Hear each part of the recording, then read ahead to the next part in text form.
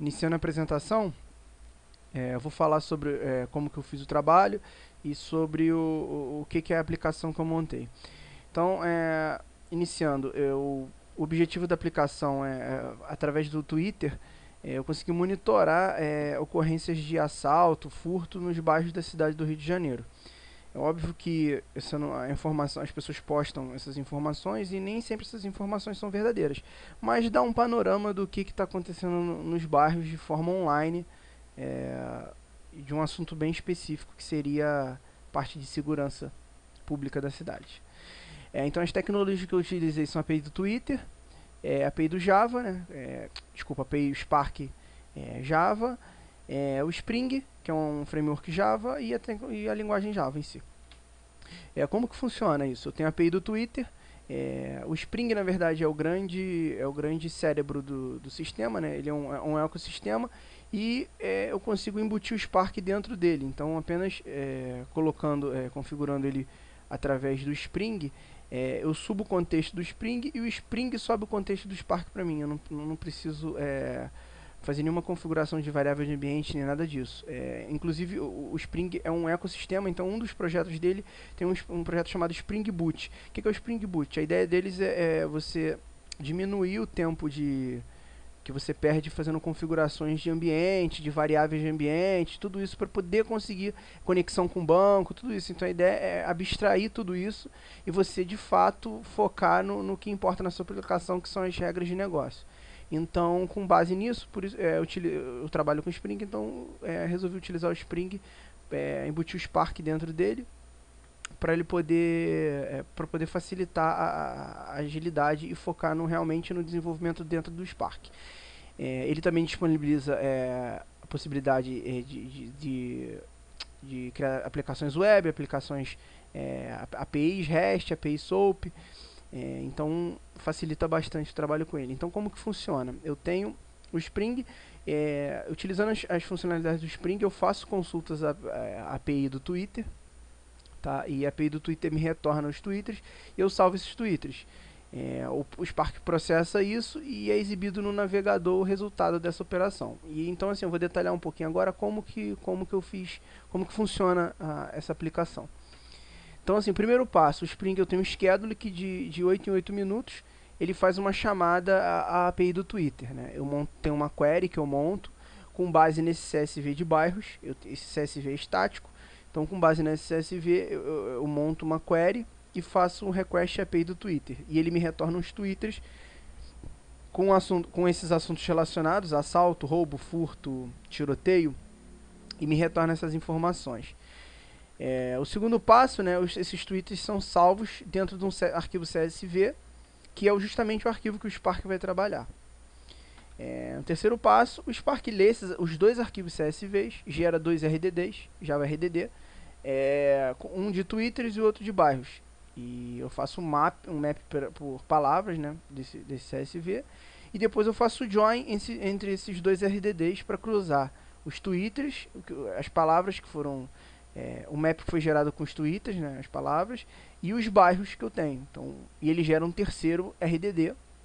E esse terceiro RDD que eu faço o reduce, né, para poder de fato gerar uma informação que vai ser mostrada no navegador. Eu salvo essa informação, não salvo essa informação no terceiro CSV, eu salvo em memória, né, porque o máximo, eu tenho uma listagem de 138 bairros, então o máximo que eu posso ter são 138 linhas. Então eu salvo isso em memória e depois isso é exibido direto no navegador. Essa informação é exibida rápida no navegador. O processamento mais pesado fica rodando em background, né? E o navegador só consulta esse dado já processado em memória, então é muito rápido. Eu vou falar primeiro alguns problemas que eu tive, na verdade algumas dificuldades, né, e algumas características dessa aplicação, e depois eu mostro o código funcionando, a aplicação funcionando que está numa máquina virtual.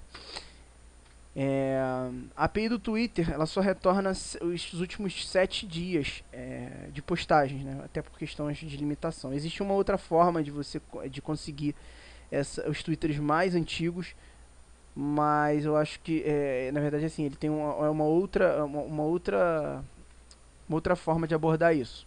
não é pela API, por essa API.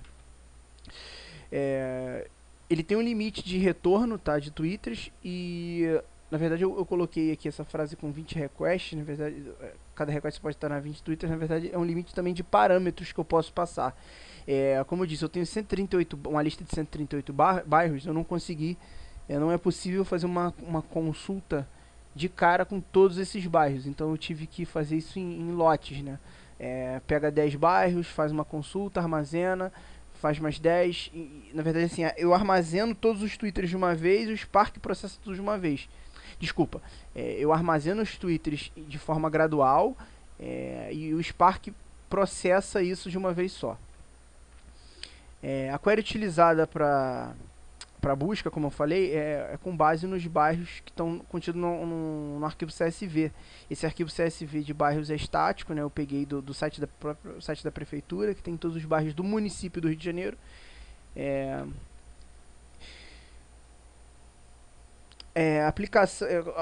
A minha aplicação, né, no caso, ele não guarda um histórico, então ele processa os dados e mostra o que está acontecendo no momento no Twitter. A partir de uma outra consulta, ele vai mostrar os dados, vai resetar esses dados, como eu vou falar aqui. Cada request ele zera os contadores, né, e recalcula tudo de novo. É uma aplicação online, ele executa exatamente o que está sendo postado no Twitter naquele momento com base no histórico. Então cada Twitter novo que entrar, ele já vai entrar nesse cálculo. Eu não tenho problema em armazenar isso em memória, porque o tamanho máximo do meu hash map, no caso que eu armazeno isso em memória, vai ser de 138 bairros, né? Porque a chave é o meu bairro e o valor é a quantidade de ocorrências que foram encontradas no CSV de Twitter. Uma grande dificuldade é buscar o real sentido dos twitters, né? Eu acho que uma das coisas mais difíceis aqui nesse trabalho foi isso.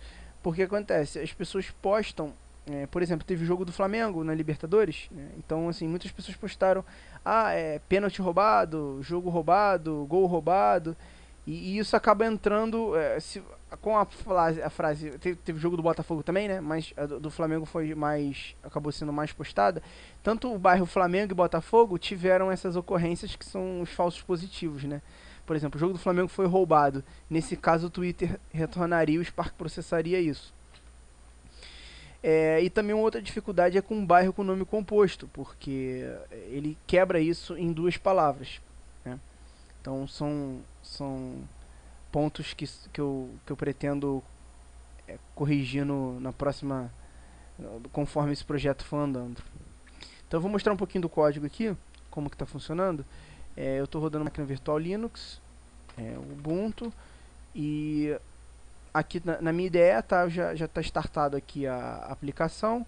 Eu consigo acessar, eu startei o Spring,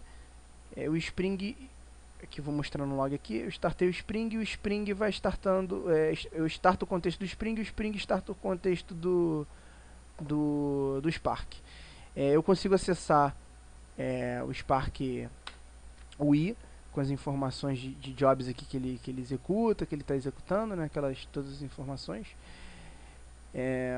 E aqui eu tenho a aplicação rodando na porta 80, vou acessar ela aqui, depois eu mostro o código. Então aqui, tá vendo, eu tenho os bairros e cada ocorrência que tem para cada bairro aqui.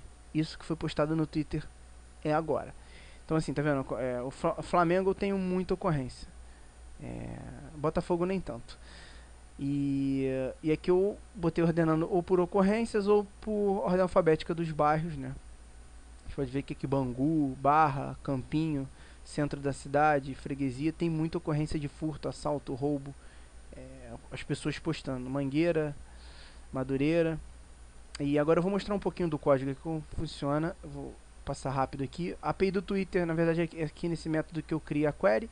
Então eu busco por assalto, roubo, furto, tiroteio, roubado, concateno com os bairros e excluo algumas palavras, como eu falei, para tentar reduzir ao máximo o falso positivo.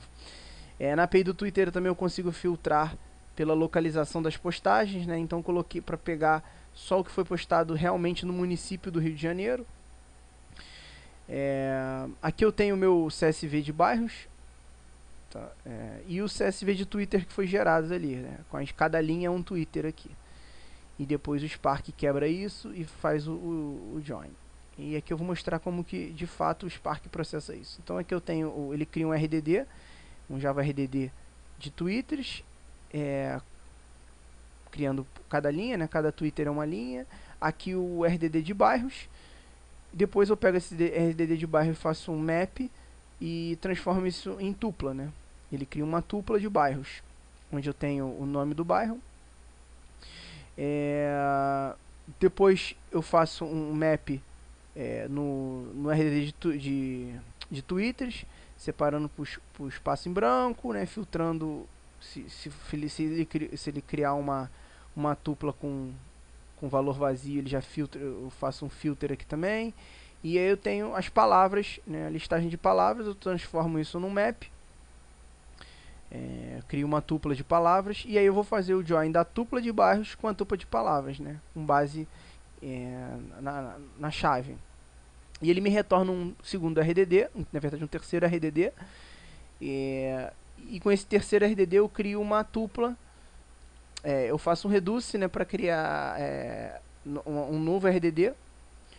E essa tupla já vai ter o nome do bairro e a quantidade de ocorrências. Depois, na verdade, eu só faço uma interação sobre esse conjunto aqui, sobre essas tuplas, para poder montar meu hash map, que é o que é exibido lá na interface web aqui. Eu gostaria de ter feito essa interface web com o Google Maps, né, para mostrar um mapa de calor, mas devido a essa questão da cirurgia e o pouco tempo que eu tive para poder correr com o trabalho, eu preferi focar mesmo na parte do Spark. Mas assim, como eu pretendo dar continuidade a esse trabalho, acho que as próximas versões eu pretendo printar essas informações em mapa de calor e refinar essa questão da busca por palavras, por a semântica, né? Então é isso, professor. Qualquer dúvida eu posso esclarecer por e-mail. Um abraço.